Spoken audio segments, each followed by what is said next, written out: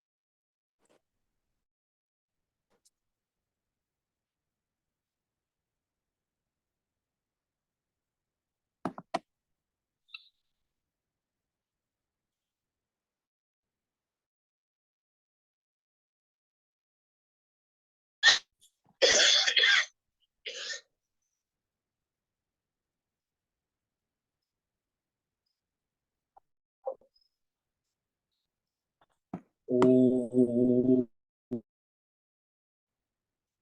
ओम ओम।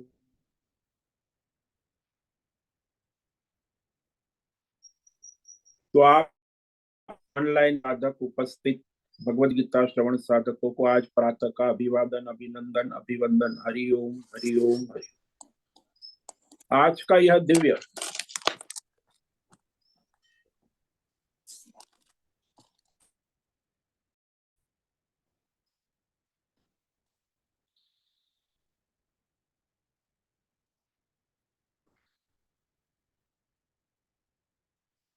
तो आज का यह परमार्थ हेतु निष्काम सेवा यज्ञ दान के लिए समर्पित करें।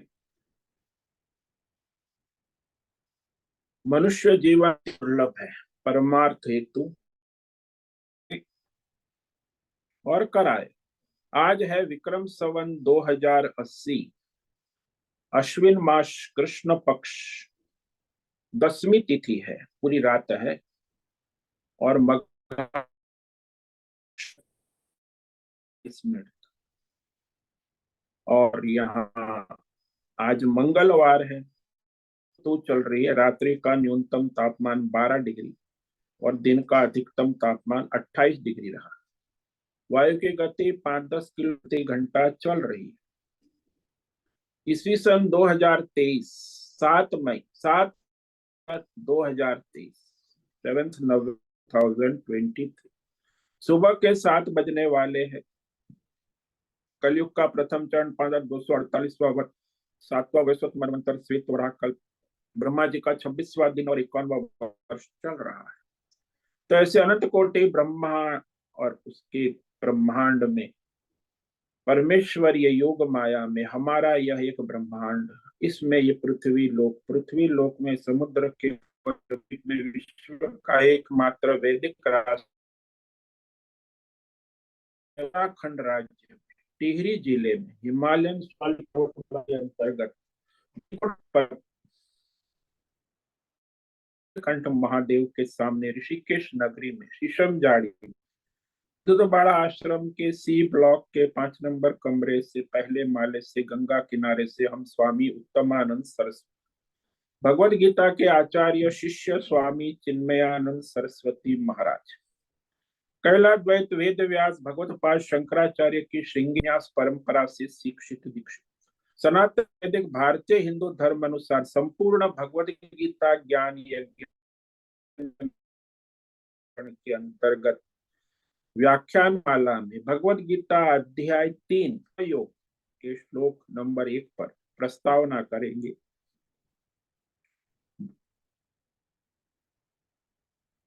और दिव्य पवित्र सरल व्यावहारिक सटीक पूर्ण वर्ण अक्षर पद वाक्य पंक्ति श्लोक अध्यायों की संगति संधि अन्वय शब्दार्थ वाक्यार्थ भावार्थ रहस्यार्थ के यथार्थ तात्पर्य सहित वैदिक शास्त्र वेद व्यास साहित्य शंकर भाष्य एवं परंपरागत सन्यासी आचार्यों की टीका टिप्पणी सहित आज का यह व्याख्यान करेंगे।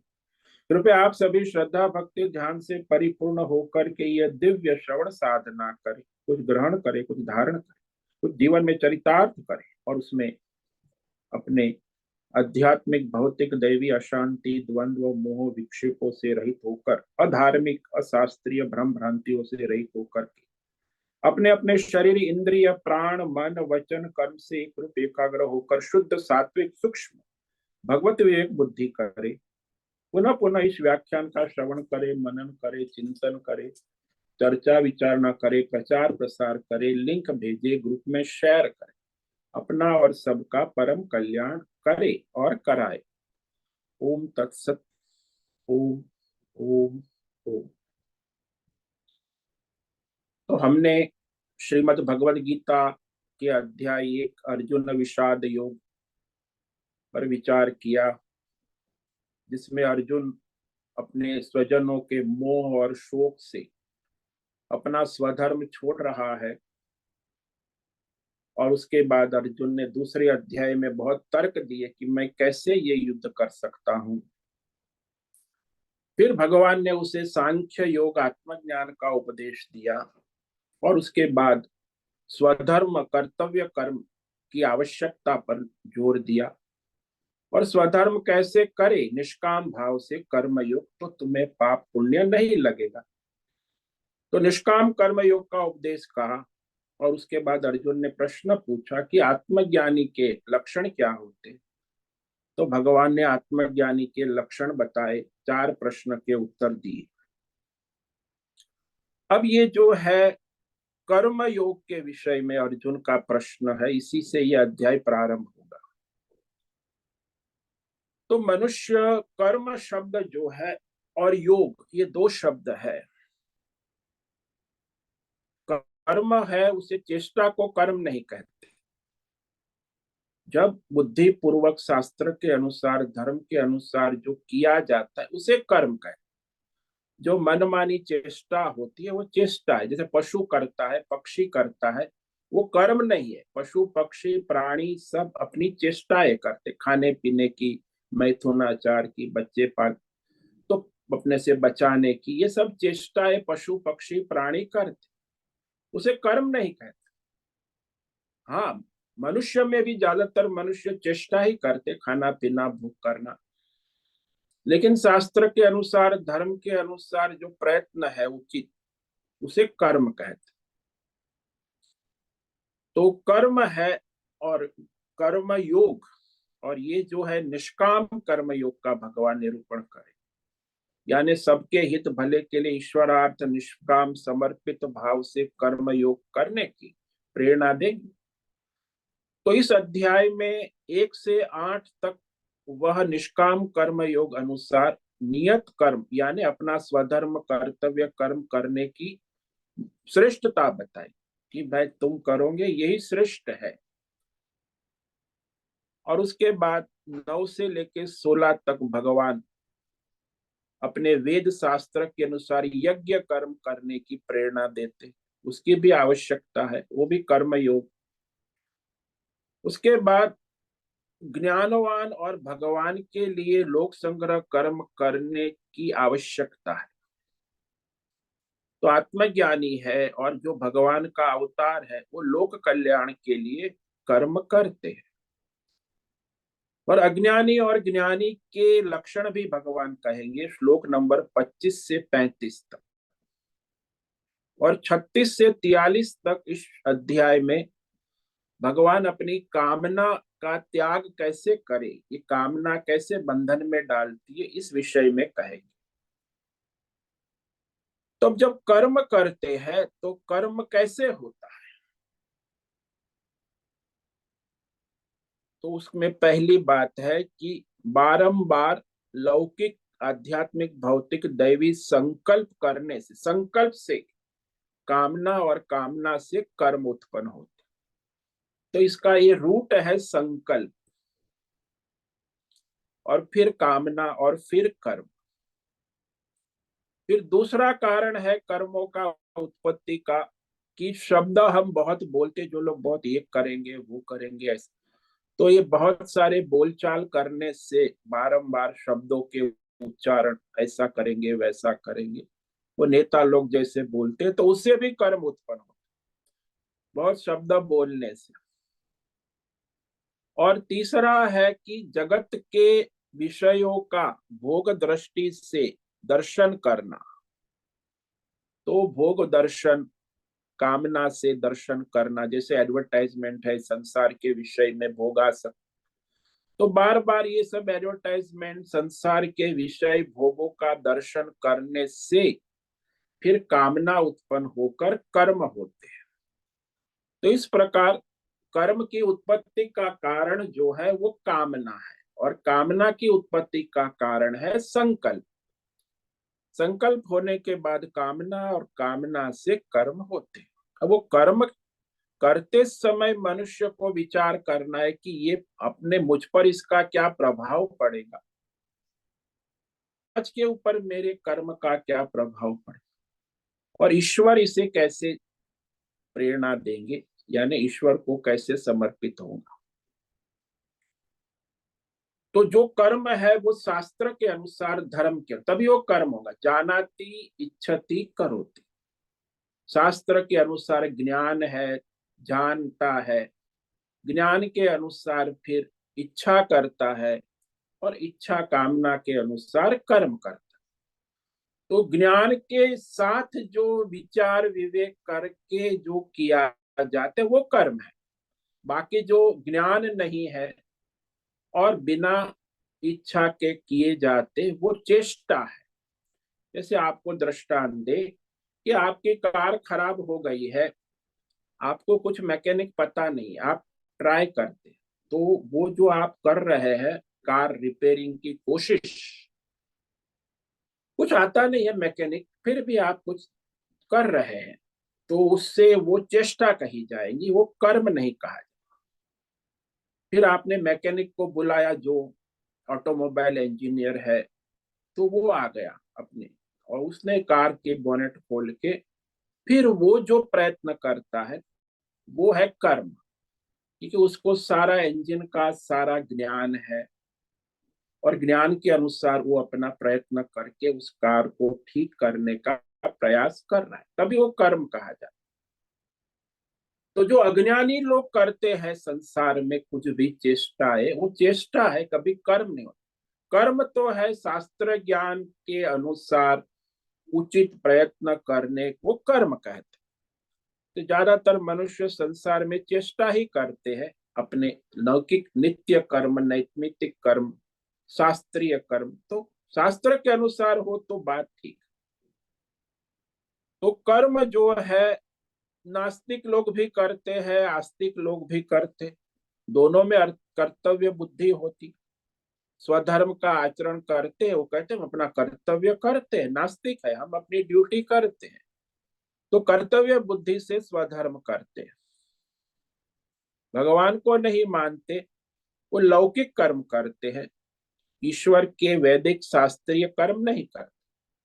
और जो आस्तिक है वो शास्त्रीय ईश्वर समर्पित बुद्धि से अपना स्वधर्म कर्म करते, तो दोनों स्वधर्म तो करेंगे, जो अपना सामने कर्म है पारिवारिक सामाजिक लौकिक।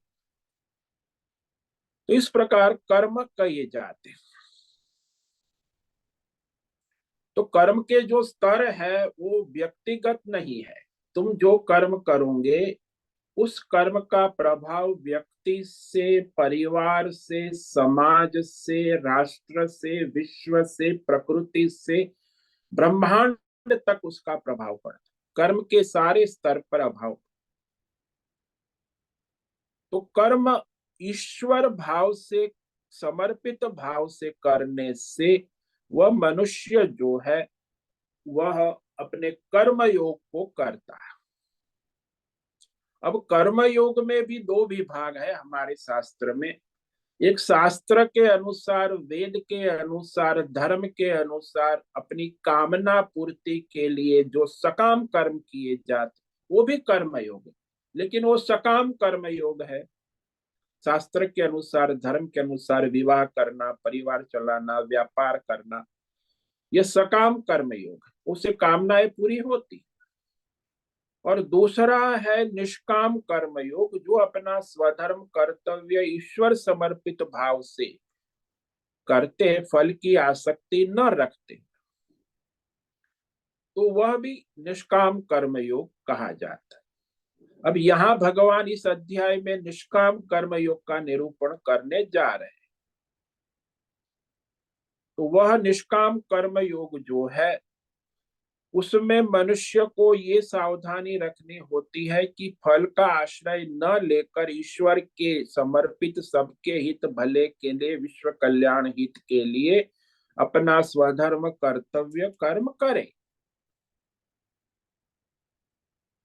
अब वही अर्जुन का समस्या यही है कि वह समझता है कि कर्म करने से तो अच्छा है ज्ञान निवृत्ति परायण जीवन, जो मोक्ष का मार्ग है, तो उसे मोक्ष चाहिए, तो कहते बिना कर्म किए, डायरेक्ट निष्काम कर्म किए बिना मोक्ष के लिए तैयार हो गया है, निवृत्ति परायण।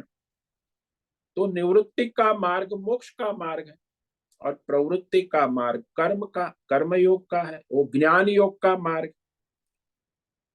तो मार्ग तो, लक्ष्य तो एक है, लेकिन दो साधन है। साध्य तो परमात्मा ही है। मैं साधन में पहले साधना करनी होगी कर्म योग की, तो वो निष्काम। अब इसमें भी लोगों को भ्रम है कि सकाम कर्म पहले करेंगे बाद में धीरे धीरे, ऐसा नहीं। आप कर्म को कभी भी सकाम और निष्काम कर सकते हैं। जैसे आप अपनी स्विच ऑन ऑफ करते हैं, ऐसे सकाम करोगे तो निष्काम ऑफ हो जाएगा, निष्काम करेंगे तो सकाम ऑफ हो जाएगा।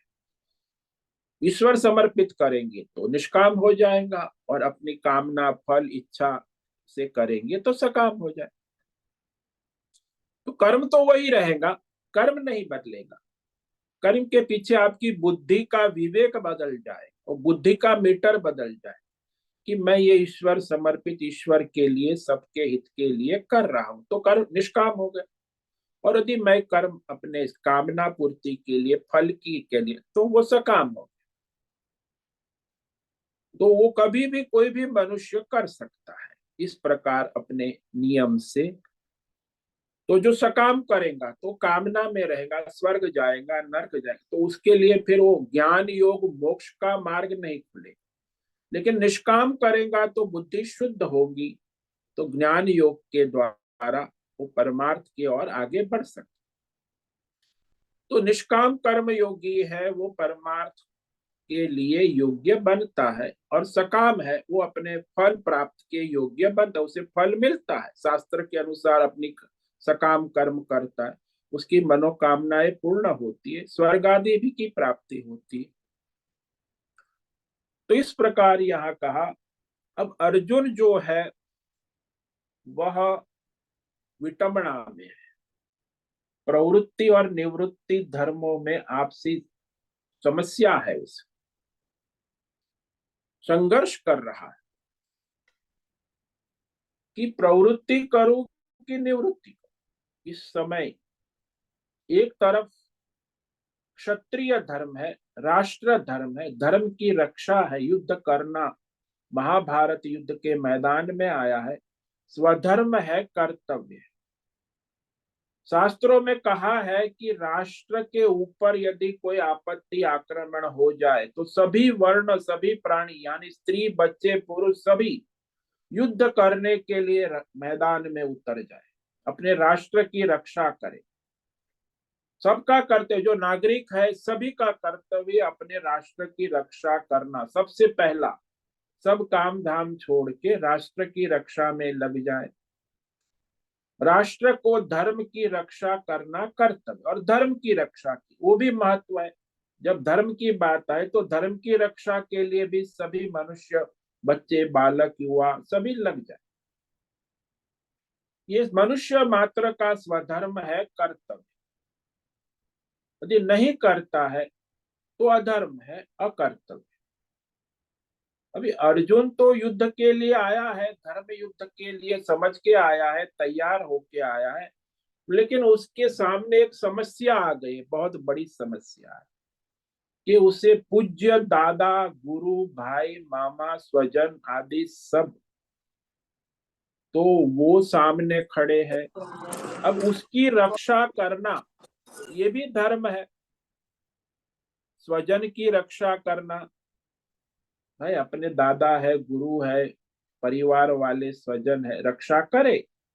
अब इनके साथ कभी अधर्म व्यवहार न करे, ये भी शास्त्र में कहा है। तो ये मनुष्य का स्वधर्म है। अब शास्त्र में दोनों कहा है। अब अर्जुन की यही विटंबना है, समस्या है कि एक तरफ गुरुजन है, स्वजन है, उसमें भी दादा है, आचार्य है। और शास्त्रों में कहा है कि आचार्य, माता पिता, बड़े भाई बहन, आदरणीय जो बुजुर्ग लोग हैं हमारे, उसके सामने तो हूं तू करना भी निरादर है। लगे ना लगे, हूं तू करना भी अनादर है, निरादर है।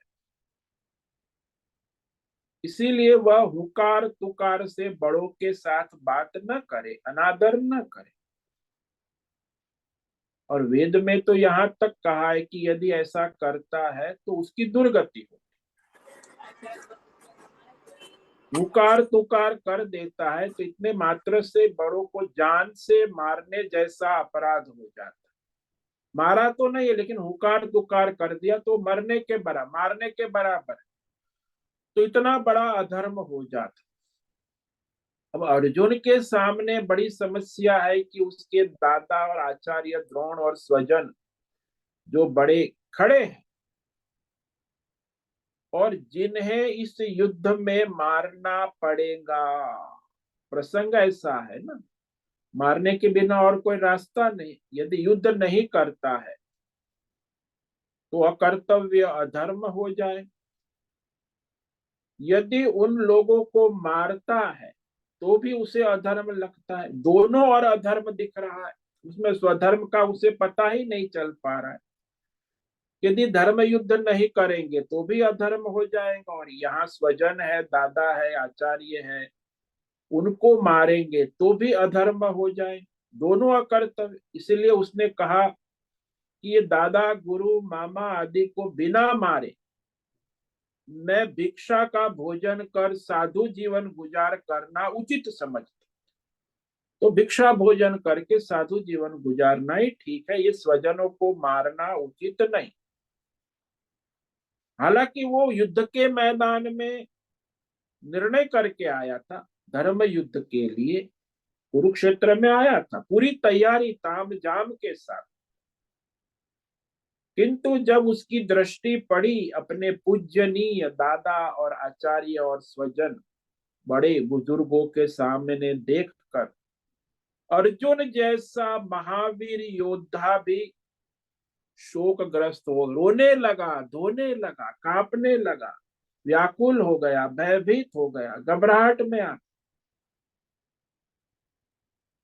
तो ऐसी परिस्थिति आने पर यही प्रतिक्रिया होती है कि अपने दादा गुरु आदि की बात छोड़ो, कोई भी हमारे घर को घेर ले, उसे मारने लगे कि घर में किसी ने कुछ चोरी कर लिए, पकड़ा गया, तो आसपास वाले कहेंगे अरे मारो नहीं, मारो नहीं, उसे छोड़ो छोड़ो। अरे भाई वो चोर है, चोरी करके उसे मार मार देने की, जान से नहीं मारे थे। तो सभी को ये महत्व है कि प्राण जो है उसको ना ले। प्राण दंड तो अंत में ही दिया जाता, बाकी तो विरोधी है, शत्रु है, उसे मारने का सवाल आता है तो संसार में सभी कहते हैं अरे कुछ दया करो, कृपा करो, करुणा करो, सब कहते हैं उसके प्राण मत लो, दंड दे दो उसे। संहिता भी, आचार संहिता भी यही कहती, क्या ऐसा कोई मृत्यु दंड की आवश्यकता है? बाकी सामान्य में तो प्राण दंड देना उचित नहीं। तो इसी प्रकार अर्जुन की स्थिति भी है। उसकी बुद्धि में प्रश्न उठा है कि ये धर्म युद्ध करे या धर्म युद्ध का त्याग करे, प्रवृत्ति करे कि निवृत्ति करे। इस समय युद्ध की क्षण है ना, उसमें प्रवृत्त हो कि निवृत्त हो। मनुष्य को कई बार ऐसा जीवन में आता है, प्रवृत्ति करे कि निवृत्ति करे। प्रत्येक व्यक्ति को ऐसा समय आता, क्या करे, प्रवृत्ति का मार्ग अपनाए या निवृत्ति के मार्ग में चले, हमारे कल्याण का क्या रास्ता है। उस अर्जुन की समस्या केवल अर्जुन की नहीं है, सारे मानव जाति की समस्या है कि जीवन में ऐसे ऐसे मोड़ आते हैं जब वहां प्रवृत्ति और निवृत्ति का विवेक नहीं कर पाए, क्या करे क्या ना करे। तो अर्जुन ने अपना मूलभूत प्रश्न उठाया है कि कल्याण क्या करने में है। इस समय प्रवृत्ति युद्ध करने में कल्याण है सबका, या युद्ध न करने में कल्याण? तो अर्जुन ने भगवान से कहा कि मुझे सबके कल्याण का मार्ग चाहिए, मैं अपने लिए युद्ध नहीं करना चाहूंगा, लेकिन सबका कल्याण हो, हित हो, भला हो, उस मार्ग का मैं पथिक हूँ, यात्री हूँ। इसलिए भगवान मैं आपकी शरण लेता हूं, आपकी शरण में आया हूं। तो आप मुझे उचित मार्गदर्शन करें। अब ये अर्जुन को भगवान के प्रति श्रद्धा है, विश्वास, और उसने इतनी श्रद्धा व्यक्त की कि मेरी जो ये समस्या है इसका समाधान आप ही कर सकते हैं, और कोई नहीं।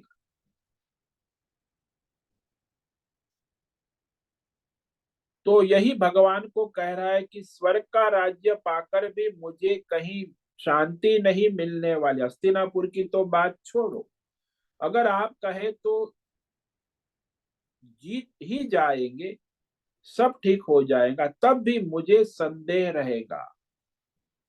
कौन जानता है कि इस युद्ध के मैदान में क्या होगा, हम हारेंगे या वो हारेंगे, हम जीतेंगे या। ये अर्जुन ने सारे तर्क दिए हैं। तो निश्चित रूप से अर्जुन सबका कल्याण, हित, श्रेय साधन चाहता है, केवल अपने लिए नहीं। सबका कल्याण का साधन बताने में प्रवृत्त होकर भगवान ने सबसे पहले उसे दूसरे अध्याय में आत्मज्ञान का उपदेश दिया, फिर कर्तव्य का उपदेश भी दिया। तो कर्तव्य स्पष्ट होना चाहिए ना, लेकिन पहले आत्मा का स्वरूप बताया, फिर कर्तव्य बताया, और फिर कैसे करना निष्काम भाव से ईश्वर सबके हित भले के, ये भी बताया। और भगवान ने ये भी कह दिया कि तुम्हें युद्ध ही करना है, युद्ध के बिना और कोई रास्ता नहीं। सारी कामनाओं को छोड़कर, स्वाहा रहित होकर, ममता अहंकार रहित होकर तुम अपना स्वधर्म कर्तव्य कर्म करो। तो इस समय अर्जुन के मन में प्रश्न आना स्वाभाविक। ये अर्जुन का प्रश्न जो है ये बहुत ही महत्व का है। शास्त्र के अनुसार प्रवृत्ति और निवृत्ति के विषय में प्रश्न है कि मनुष्य को कब प्रवृत्ति करनी चाहिए, कब निवृत्ति करनी चाहिए। तो अर्जुन अब प्रश्न पूछ रहा है। ये पहला श्लोक हम प्रारंभ करते हैं। श्री अर्जुन उवाच ज्यायसि चेत् कर्मणस्ते मता बुद्धिर्जनार्दन तत्किं कर्मणि घोरे मां नियोजयसि केशव।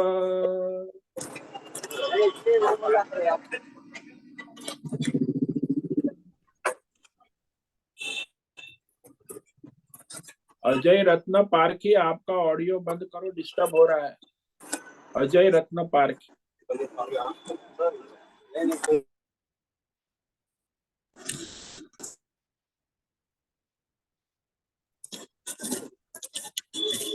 अजय रत्न पारखी, आपका ऑडियो बंद करे, डिस्टर्ब हो रहा है ऑडियो।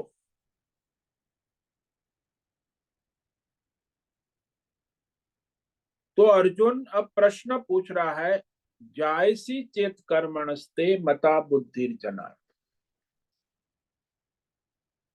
तो ये प्रश्न है प्रवृत्ति और निवृत्ति के विषय में, और उसमें अर्जुन को योग्य मार्गदर्शन चाहिए। श्री अर्जुन उवाच जायसी चेत कर्मणस्ते मता बुद्धिर्जनार्दन तत्किं कर्मणि घोरे मां नियोजयसि केशव। अर्जुन उवाच, अर्जुन ने कहा, हे जनार्दन, भगवान को जनार्दन संबोधन किया है। चेते कर्मण बुद्धि जायसी मत, यदि आपको कर्म की अपेक्षा, प्रवृत्ति की अपेक्षा निवृत्ति, बुद्धि, ज्ञान श्रेष्ठ मान्य है, ज्ञान योग, कर्म योग की अपेक्षा ज्ञान योग श्रेष्ठ मान्य है, तो फिर मुझे हे केशव आप ये भयंकर युद्ध कर्म में क्यों नियोजित कर रहे, लगा रहे। युद्ध कर्म है, घोरे कहा भाई युद्ध है, स्वजनों को मारना, ये तो घोर युद्ध है। तो आप मुझे इसमें क्यों प्रेरित कर रहे हैं बार बार? दूसरे अध्याय में भगवान ने कहा तुम युद्ध करो।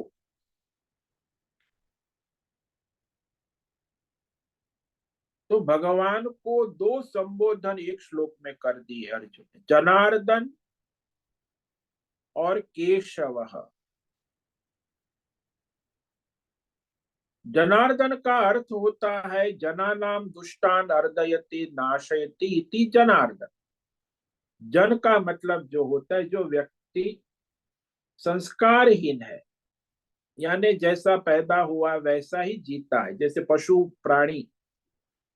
इसी अमुक जनजातियां कहते हैं कि जो जैसे है वैसे ही जीते हैं और मरते। आदिवासी है, संस्कारहीन है,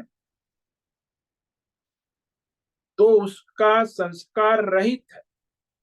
तो आजकल भी कई जनजातियां है जो संस्कारहीन कही जाती। तो संस्कारहीन व्यक्तियों को गलतियों का दंड भोगना पड़ता, तो उसे भगवान दंड देते। भगवान जनार्दन है कि जो संस्कारहीन है, अधार्मिक है, वो उनको आप दंड देते हैं, जनार्दन। लेकिन मैं तो संस्कार वाला हूं और आप जनार्दन है, लोगों की प्रार्थना सुनने वाले भी। ये भी अर्थ है कि लोगों की मनोकामना पूर्ण करने वाले भी है, और ये सारे अधर्मियों का नाश करने वाले भी है, अज्ञान का नाश करने वाले हैं जनार्दन। तो आप मुझे उचित उपदेश करें।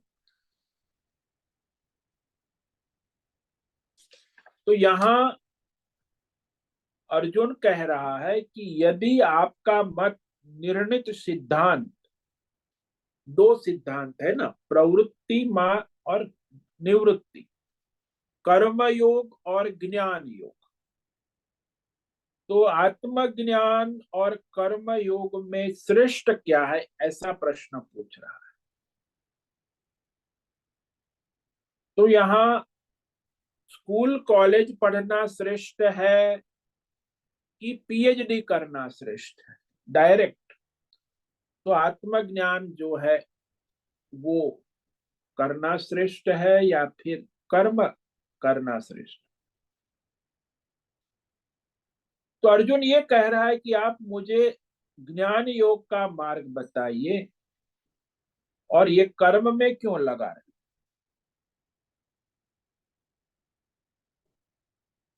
तो मैं तो परमार्थ के लिए आगे बढ़ना चाहता हूँ। मुझे संसार की कोई विषय की लालसा नहीं है।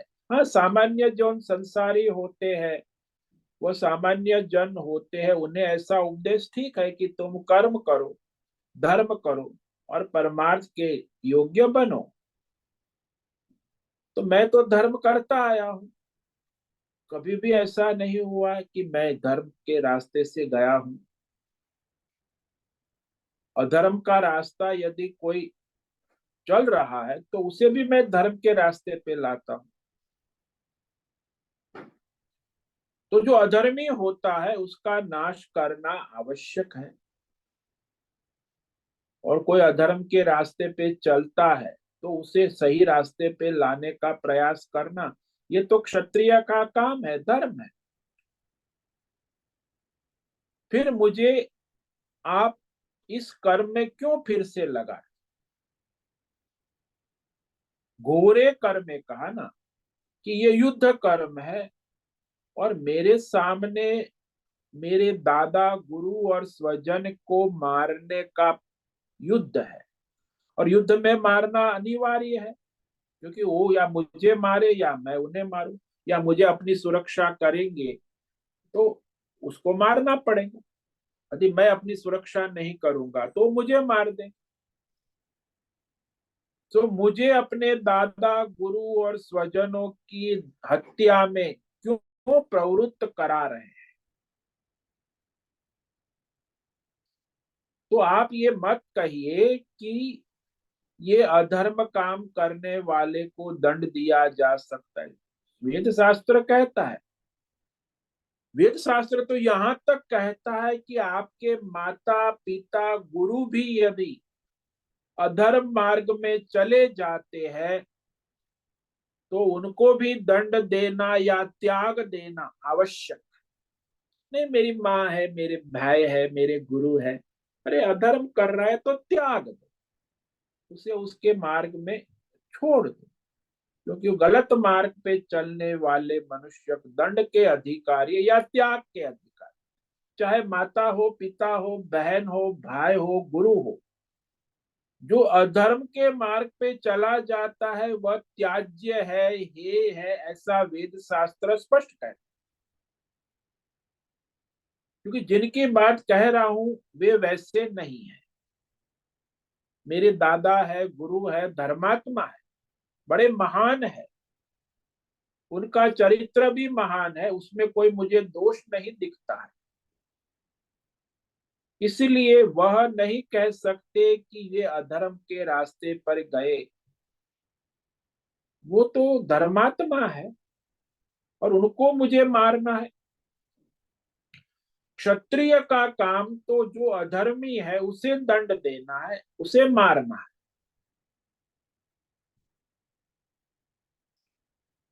तो ऐसे आचार्य, गुरु, स्वजन, दादा को युद्ध के अंदर मारना, ये तो घोर अधर्म हो जाए। इससे बढ़कर और क्या अधर्म, इससे ज्यादा भयंकर काम क्या हो सकता।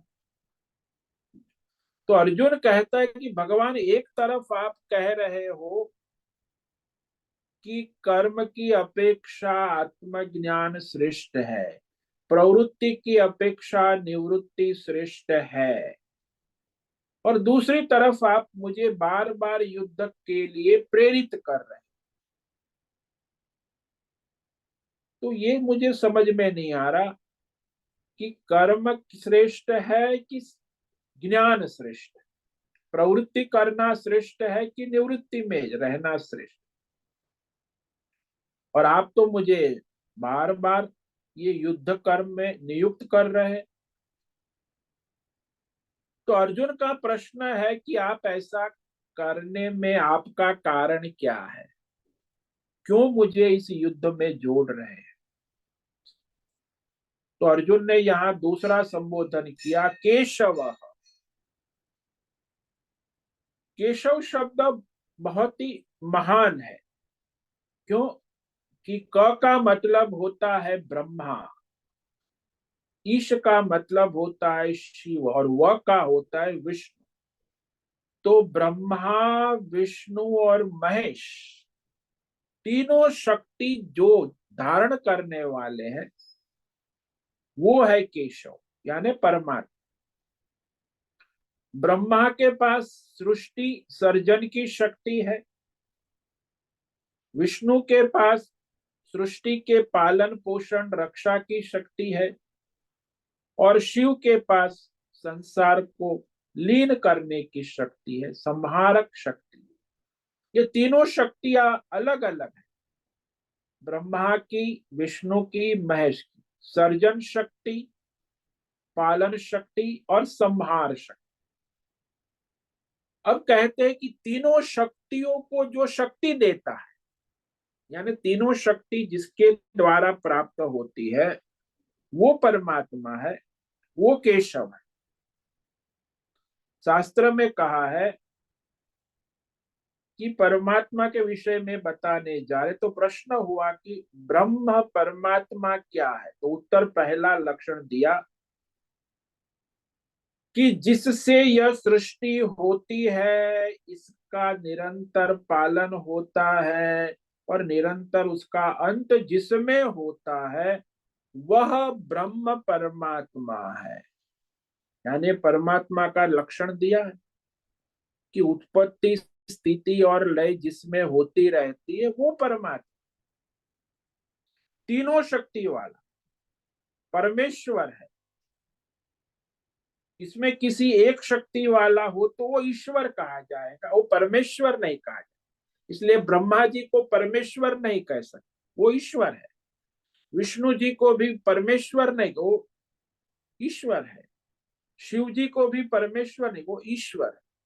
क्योंकि वो तीनों को शक्ति देने वाला जो परमात्मा है, ओंकार है, ब्रह्म है, तो वो परमेश्वर कहा जाता है। तो वैदिक शास्त्र में उसी को परमेश्वर कहा है। तीनों शक्ति को धारण करता है, शक्ति को देता है। इनमें किसी एक से काम नहीं चल, एक एक कार्य करने वाले जो अवतार माने गए, तो ये सत्व गुण का अवतार है ब्रह्मा जी, रजोगुण का अवतार है विष्णु, और तमोगुण का अवतार है शिव। परंतु ईश्वर कहे जाएंगे, वो परमेश्वर नहीं कहे जाए। तो यहाँ परमेश्वर को केशव का, अर्जुन ने भगवान को परमेश्वर कहा कि हे केशव, आप तीनों काम एक साथ साथ करने वाले, साथ साथ हो रहा है संसार में। एक तरफ मैटरनिटी होम में बच्चे पैदा हो रहे, दूसरी तरफ स्मशान घाट में, कब्रिस्तान में मुर्दे जा रहे हैं।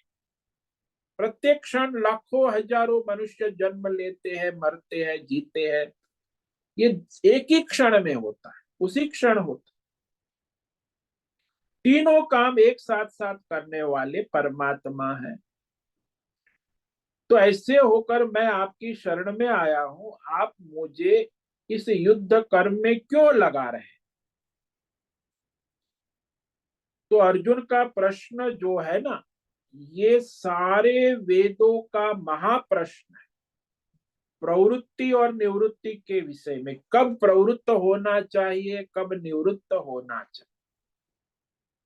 वो जो शास्त्र नहीं जानता है, उसे प्रवृत्ति निवृत्ति का विवेक ही नहीं होता। अर्जुन की भी वही स्थिति।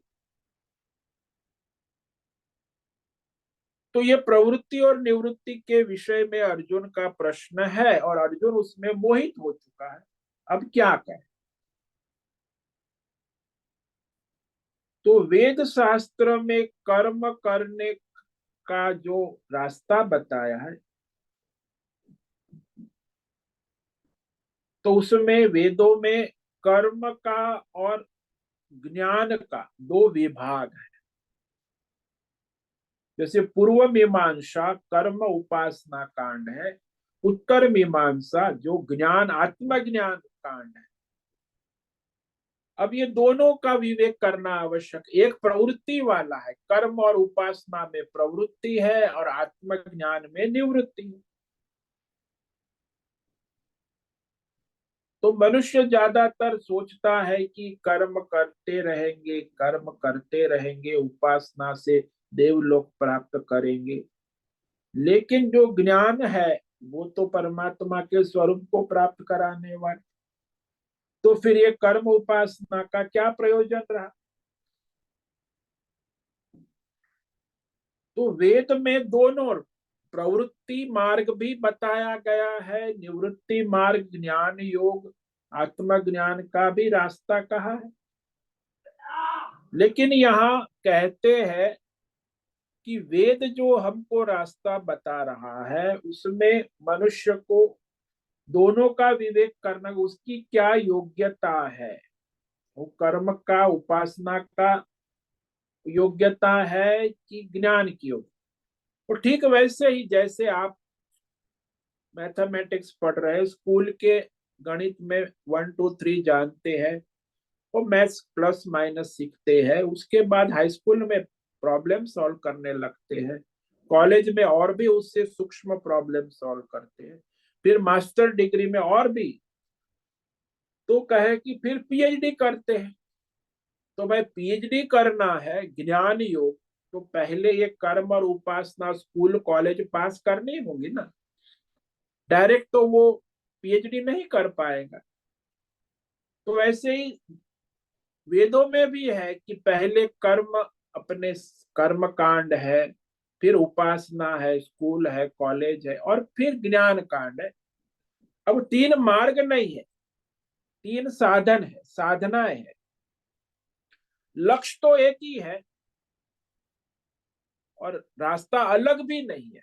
ऐसा नहीं कि एक पूरब का है, एक पश्चिम का है, उत्तर। रास्ता भी एक है, लक्ष्य भी एक है, लेकिन साधन अलग अलग। कर्म के द्वारा अपना मन बुद्धि को शुद्ध करके उपासना के द्वारा ईश्वर को समर्पित होके फिर वो आत्मज्ञान के द्वारा अपने परमार्थ को सिद्ध कर लेता। तो रास्ता एक ही है, लेकिन उसमें योग्यता के अनुसार मनुष्य को आगे बढ़ना है। अपनी मर्जी से कोई निर्णय नहीं कर सकता। तो इस पर हम कल विचार और करेंगे कि जो मनुष्य इस अपना स्वधर्म का निर्णय करने में बड़े सावधान होना आवश्यक है। शास्त्र के अनुसार, धर्म के अनुसार, अपनी योग्यता के अनुसार, भाई आप कर्म के अधिकारी है, उपासना के अधिकारी है कि ज्ञान के अधिकारी, तो अपने अधिकार में रहकर अपना स्वधर्म करना आवश्यक है। तो इस पर हम और कल विचार करेंगे। तो आज ये श्लोक है, इसे संक्षेप में कह देते हैं। ओम श्री परमात्मने नमः। श्रीमद् भगवद गीता अथ तृतीयोऽध्यायः कर्म योगो नाम। श्री अर्जुन उवाच ज्यायसि चेत् कर्मणस्ते मता बुद्धिर्जनार्दन तत्किं कर्मणि घोरे मां नियोजयसि केशव। अर्जुन ने कहा, जनार्दन, यदि आपको कर्म योग की उपासना ज्ञान श्रेष्ठ मान्य है, तो फिर हे केशव, आप तो परमात्मा हो, मुझे ये भयंकर युद्ध कर्म में क्यों प्रेरित कर रहे हो? नियोजयस। तो अर्जुन अभी मोहित है, प्रवृत्ति में जाना है कि निवृत्ति में, तो प्रश्न भी उसका अपना है और मनुष्य का, मानव जाति का, वेद शास्त्र का प्रश्न है। तो इस पर हम कल और विचार करेंगे। ओम नमो नारायणाय। ओम नमो नारायणाय। ओम नमो नारायणाय। ओम नमो नारायणाय। ओम नमो नारायणाय। कायेन वाचा मनसेन्द्रियैर्वा बुद्ध्यात्मना वा प्रकृते स्वभावात् करोमि यद्यत् सकलं परस्मै नारायणायेति समर्पयामि। ओम सर्वे भवन्तु सुखिनः, सर्वे सन्तु निरामयाः, सर्वे भद्राणि पश्यन्तु, मा कश्चित् दुःखमाप्नुयात्। अस्तु मा सद्गमय, तमसो मा ज्योतिर्गमय, मृत्योर्मामृतंगमय। ओम पूर्णमद पूर्णमिदं पूर्णात् पूर्णमुदच्यते पूर्णस्य पूर्णमादाय पूर्णमेवावशिष्यते।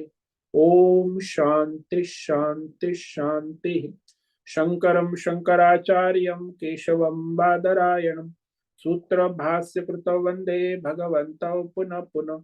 ईश्वरो गुरुरात्मेति मूर्ति भेद विभागिनि व्योमवद्व्याप्त देहाय दक्षिणामूर्तये नमो नमः। ओम गुं गुरुभ्यो नमो नमः। ओम तत्सत् ब्रह्मार्पणमस्तु। ओम ओम ओम।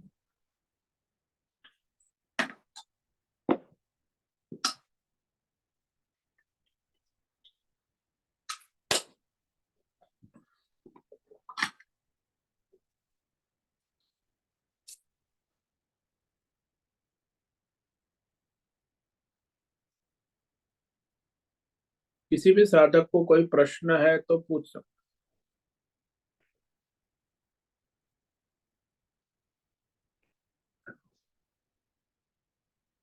ओम नमो नारायण स्वामी जी। ओम नमो नारायण, बोलो। स्वामी जी, जैसे यहाँ दूसरे अध्याय में भगवान ने सब एकदम विस्तार पूर्वक समझाया, कर्म योग, निष्काम कर्म योग। ये फिर भी अर्जुन को ये प्रश्न हुआ।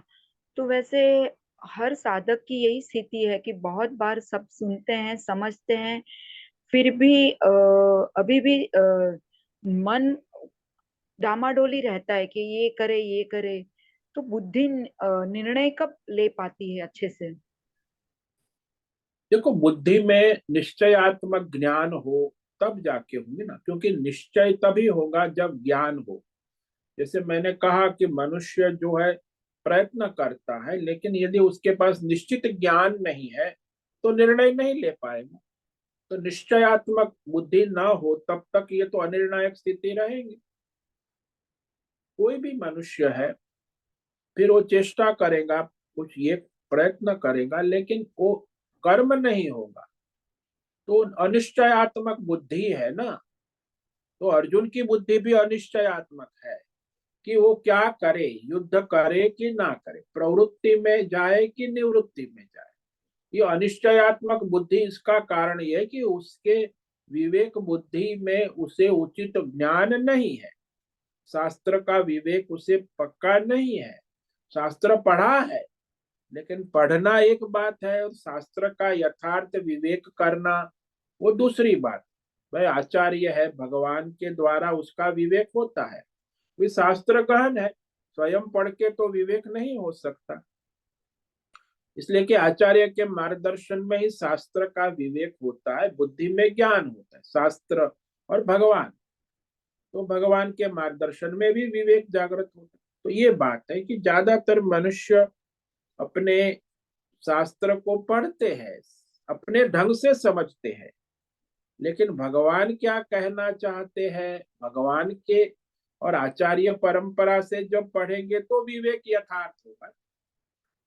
क्योंकि बुद्धि ज्यादातर उसमें सटीक ज्ञान नहीं होगा, पक्का ज्ञान नहीं होगा, तब तक बुद्धि जो है अनिश्चयात्मक ही रहती है ना। इसलिए जो ठीक से यथार्थ ज्ञान जिसकी बुद्धि में है, उसके अंदर फिर यथार्थ निश्चय तुरंत हो जाता। जैसे आप भोजन करने बैठे, क्या खाना है क्या नहीं खाना, यदि आपको शास्त्र का ज्ञान है, ये सात्विक खाना है, ये राजसी है, ये तामसी है, तो तुरंत आप अपने अनुसार सात्विक खाना ले सकते हैं। लेकिन आपको पता ही नहीं कि सात्विक क्या है, राजसी क्या है, तामसी क्या है, तो आपकी बुद्धि डावाडोल है। तो आप सुनी सुनाई बातें, कभी इसको सात्विक, कोई इसे सात्विक कहता है, कोई इसे सात्विक, तो फिर आप भ्रमित रहेंगे। मतलब आपको शास्त्र का ज्ञान पक्का है कि ये खाना सात्विक क्या है, राजसिक, तो फिर आप निर्णय अपनी बुद्धि से निश्चय कर सकते। तो ज्यादातर ऐसा ही होता है, ज्ञान है नहीं, या अधूरा है या लौकिक है, और अपनी बुद्धि में उसका यथार्थ निश्चय नहीं हुआ है। तो अनिश्चयात्मक ज्ञान से अनिश्चयात्मक बुद्धि के कारण फिर वो डावाडोल रहता है मनुष्य या कोई भी प्राणी। आपकी बुद्धि में निश्चयात्मक ज्ञान होना चाहिए, और ज्ञान के बाद ही बुद्धि विवेक करेंगी और निश्चय करेगी। अब ज्ञान ही नहीं है निश्चयात्मक, तो बुद्धि कैसे निश्चयात्मक। तो इस प्रकार यही अर्जुन की स्थिति है कि उसे कुछ प्रवृत्ति निवृत्ति का निश्चयात्मक ज्ञान, इसलिए भगवान उसे मार्गदर्शन देंगे। समझ में आया? हाँ स्वामी जी, मतलब ये जो सालों से ज्ञान सुनते थे वो यथार्थ ज्ञान नहीं हो सकता है, क्योंकि ये आचार्य परंपरा से अभी आपने बताया वैसा ज्ञान हमें ग्रहण करना है पहले हाँ। से। हाँ। और आचार्य परंपरा से भगवान के द्वारा कहा गया। हम्म, तो उससे बुद्धि हमारी शुद्ध होती है और तभी हाँ, टिक पाता है अंदर। विवेक शुद्धि, बुद्धि शुद्धि होती है, तब फिर यथार्थ निश्चय होता है। ये तो हम्म। डावाडोल ही रहेगा ना। ये हम्म। लौकिक ज्ञान आप सुनते हो, कथा वार्ता, तो हम्म। फिर वो तो बुद्धि को शुद्ध है ही नहीं, डावाडोल, ये दुविधा में ही रहेगी, हाँ। निश्चयात्मक बुद्धि नहीं हो पाएगी। हम्म। हम्म। कोई ये कह रहा है, कोई वो कह रहा है, तो आप तो दुविधा में ही रहोगे। हम्म। और ये भी ज्ञान बार बार सुनना चाहिए, तभी बुद्धि दृढ़ होगी। दृढ़ होता है, विवेक दृढ़ होता है। हाँ, वही बुद्धि बारंबार श्रवण मनन करने से वो दृढ़ होता है विवेक। अब एक बार बुद्धि में विवेक दृढ़ हो गया तो फिर आप निश्चय कर सकते हो, फिर हम्म। आपको फिर शास्त्र की या आचार्य की आवश्यकता, लेकिन पहले आपकी बुद्धि में विवेक होना चाहिए ना, ज्ञान हम्म। होना चाहिए, तब तो आप विवेक करके कुछ निर्णय करोगे। जब ज्ञान ही नहीं है पक्का, तो हम्म। विवेक क्या करोगे, विवेक क्या करोगे, और फिर निश्चय क्या करोगे, तो गलत ही होगा ना। तो हम्म। ज्ञान ही गलत, ज्ञान ही पक्का नहीं। तो सारा जो विवेक और अपने सारे निश्चयों का मूल आधार है आपका ज्ञान कैसा है। शास्त्र के अनुसार, आचार्य परिकोषा दृढ़ पक्का ज्ञान है तो आपका विवेक पक्का है, आपका निश्चय पक्का है, फिर आप में कोई दुविधा नहीं रहेगी। हाँ स्वामी जी, ये सांसारिक ज्ञान तो बहुत लिया मगर हमेशा मन में द्विधा ही रहती है, ये करे ये करे ये करे वो हाँ वो करे। रहेगा, क्योंकि आपको निश्चयात्मक बुद्धि नहीं है तो दुविधा तो रहेगी। ऐसा ही है संसार। हाँ स्वामी जी, बहुत बहुत बहुत धन्यवाद। ओम नमो नारायणाय। ओम नमो नारायण। ठीक है, आज का समय पूरा हो गया। सभी साधकों को आज का ओम नमो नारायण, सबको आज का ओम नारायण। सबको ओम नमो नारायण। ओम नमो। मुझसे निवेदन है आज का सत्संग पूर्ण करें। ओम नमो नारायणाय। आज का ये दिव्य सत्संग हम यहीं पूर्ण करते हैं। सभी साधकों को ओम नमो नारायणाय। सभी साधकों को ओम नमो नारायणाय।